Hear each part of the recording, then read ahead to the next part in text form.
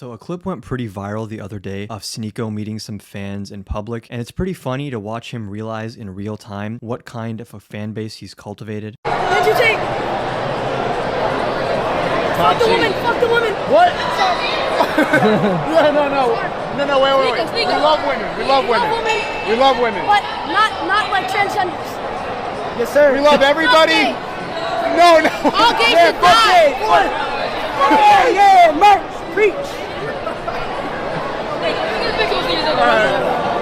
What have I done? My most important takeaway from that clip, though, is just a further realization of how much of a cultural hold the entire Red Pill community has taken, especially on Gen Z and Gen Alpha. It seems like discussions of gender roles and the relationships between men and women, while they've always been around, have really permeated the culture of the youth to a level that no one would have expected. I personally am not a huge fan of the entire Red Pill space because I think it takes advantage of some of the genuine issues men are facing, and instead of offering meaningful solutions, it offers hollow ones, with the ultimate goal kind of being to achieve status, wealth, and power. But I also think that a lot of the mainstream criticism of this movement fails to honestly engage with what's actually going on here, because this doesn't come from nowhere. If there was no audience for this type of content, it wouldn't be nearly as popular as it actually is. And it's not like it has some small static fan base. It seems to be a growing cultural movement. The Red Pill space is a lot more prominent than I think people realize. These videos have tens of millions of views